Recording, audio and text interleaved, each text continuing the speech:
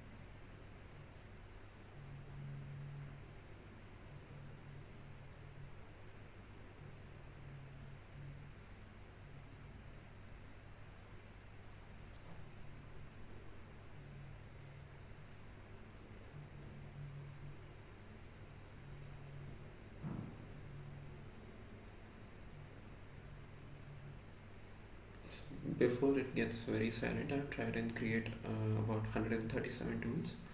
A lot of these tools generally wouldn't work unless and until you have a Trello premium account, but some of them work. So that for the things that already work, we are basically kind of demonstrating that. So I have on my GitHub account, which is basically will be listed in the section below also. I have added the GitHub link to the actual repo where the MCP's Trello server's code is written, and yeah, that's about it. So search for card found 4 cards including MCP, including the one I just created. Now let me get about analytics. Okay, so right.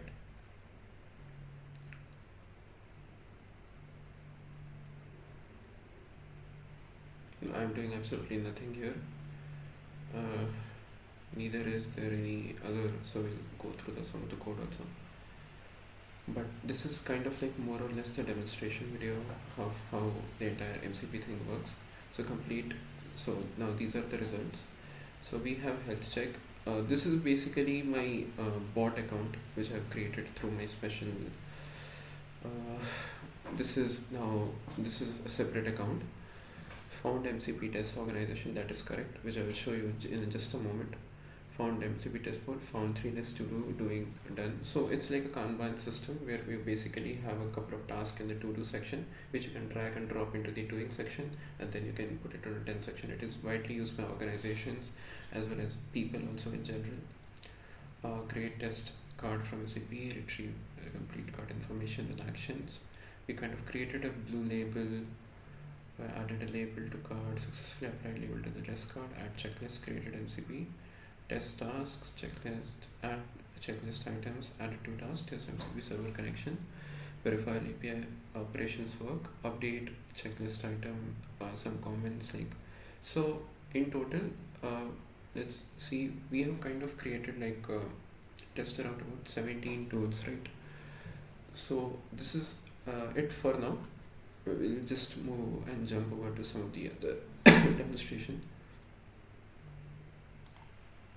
So we are here basically on my Trello account. So as you can see, this is, I'll just go on profile and verify that I am actually Thrash 368. So this is kind of like a bot account which I've created simply for, and this is my workspace. We had already seen previously that, 1 second, so we have seen already before, what is the name of my, so it is a test board, right? So we actually found our test board. 1 second, so we'll go back and we'll show we'll go back to our card. This is the test board we're talking about. As you can see, this is how Trello looks like at the moment. This is a test, this is a to-do section, doing section and a done section, so you can just simply kind of take it. This is a test card, right? So we created a label blue, we even added a comment, there is a checklist as well which we performed right now.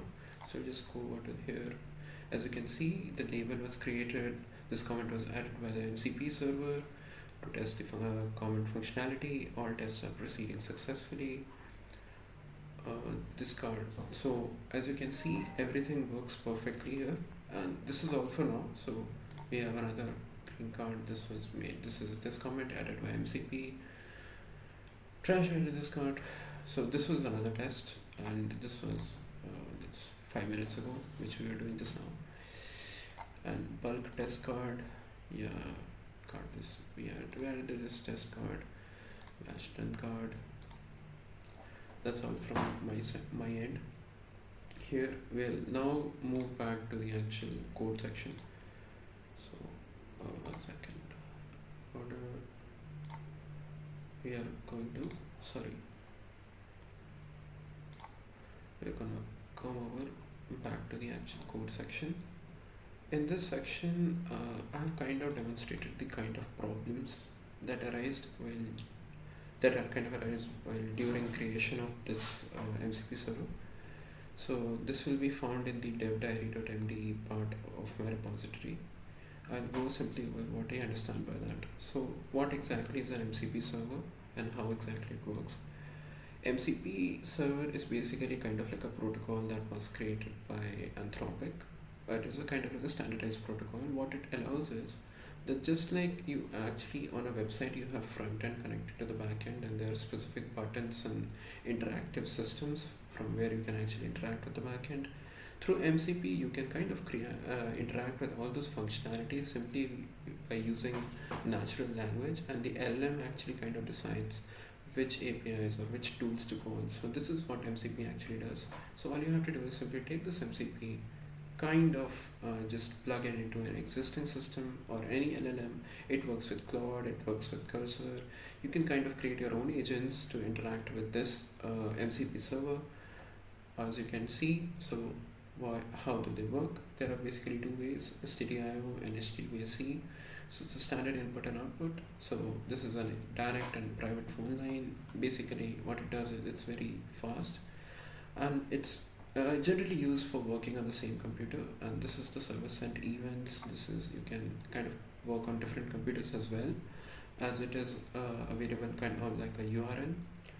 There were some problems that arise due to some things that we were doing wrong. First is the fact that after creation of all those tools, we are not able to figure out, or we are not able to see anything or like any tool at all. So once I'll just show you, right? So what happens is, this is my server, right? Trello 137, and this is who am I, list boards, get boards, create boards, update boards, all those sections. So once you go there, you are not able to figure out or not able to see any of this. So this was the very first problem that we were kind of ran into, and because when the server was actually running, it reported 0 tools. We actually figured out that these these weren't exactly registered correctly, so there was a silent crowd.